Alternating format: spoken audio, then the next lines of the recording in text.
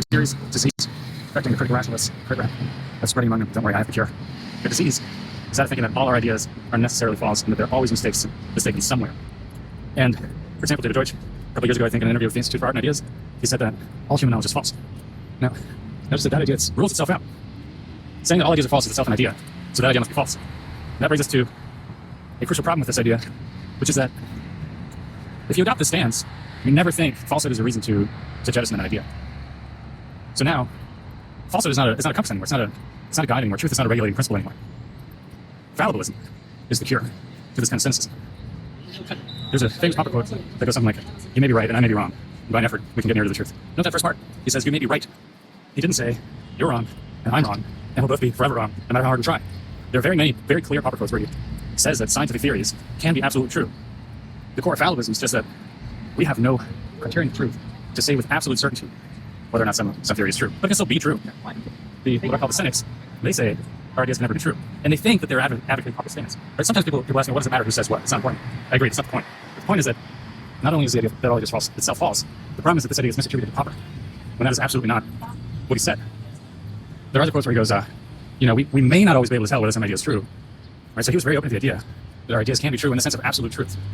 The cynics get this all wrong. The problem is that once you think falsehood is no reason to reject an idea anymore, and really the cynics have no choice at that point, right? Because if all ideas are false, falsehood cannot possibly be a reason to reject an idea anymore, because there'd be no ideas left to adopt.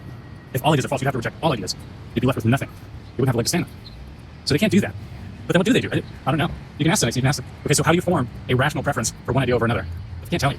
They might vaguely tell you, like, I go with the idea that's harder to vary. But then when you ask them how to do that, crickets. Nobody knows. So I think the reality is much more positive than that. Our ideas and our theories, even our scientific theories, they can be true in the sense of absolute truth. We just never know for sure, and that's fine. But the fact that we can never know for sure doesn't mean that they can't be true. They can still be true. The fact that there isn't, let's say, some settled science, something just the other day, for example, I saw that physicists apparently still don't agree on why it is that airplanes fly, which I think is fascinating. I thought that was settled science. But apparently, there's two schools of thought, Bernoulli and Newton, and they don't agree. And then some people say, we'll see. It's because our theories are never completely true. But that's not the case. Bernoulli could have been 100% right, or Newton could have been 100% right. But that doesn't mean that people will agree. Right? There's a difference between the state of a discussion and the objective truth of it. Let me show you some Popper quotes where he says what I think he says. He said in an interview, or there was like a panel discussion in 1971, he said, quote, "Very many of the statements which we hold for truth are true." There was the quote we gave earlier, I may be right, I may be wrong, you may be right in my effort, we can get near to the truth. But note again that he says, you may be right. He doesn't say you may be close to right. He says you may be right. He says, let's see. He says, quote, "We say with Xenophanes," this is from Conjectures and Refutations, "we say with Xenophanes that we search for truth, but may not know when we have found it, that we have no criterion of truth, but are nevertheless guided by the idea of truth as a regulative principle, as Kant or Peirce might have said, and that though there are no general criteria by which we can recognize truth, except perhaps tautological truth, there are something like criteria of progress towards the truth." So he says we may not know when we found the truth, but we can find it. Right? Now the cynics, they do agree that we can make progress. I don't know how they agree though, because if we can never find truth, I don't know how we can make progress, at least not in science. Popper also says, quote, "There is absolute truth, but even if we express truth, we often don't know if it really is true," end quote. I think this is from Objective Knowledge. He says, quote, "A scientific theory is perhaps true in the sense of absolute truth," end quote. This is what I said earlier. And he says, quote, "There are, of course, simple propositions that we know to be true," end quote. Okay, so, I mean, I can't make it any clearer than that. Like, Popper absolutely thought that we can reach truth. But we can never reach the whole truth, the truth about everything, right? There's always going to be error to correct somewhere, but that doesn't mean there's error to correct everywhere. Okay, there's a difference.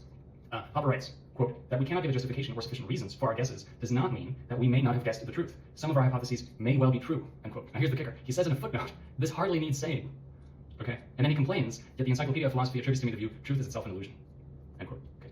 In an interview with John Horgan, Popper vehemently denied that he didn't like the notion of absolute truth. Horgan asked him, and Popper says, no, he believes a scientific theory can be absolutely true. And then, I'm quoting Horgan now, "In fact, he has no doubt that some current theories are true, although he refuses to say which ones." So you can see, the core of fallibilism is really, there is truth, there is absolute truth, and we can reach it, we just don't know with absolute certainty whether or not we've reached it. That doesn't mean that we can't reach it. The cynics, they take fallibilism too far. They say we can never reach the truth no matter how hard we try.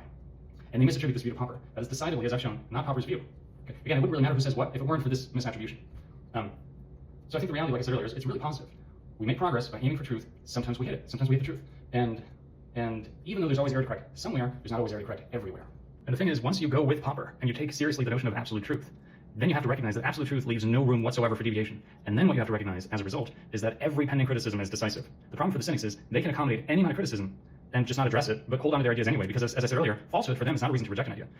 But once you reject cynicism and embrace fallibilism and embrace the notion of absolute truth, then you actually have to address criticisms.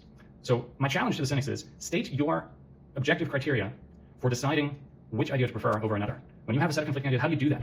How do you do that? And be specific.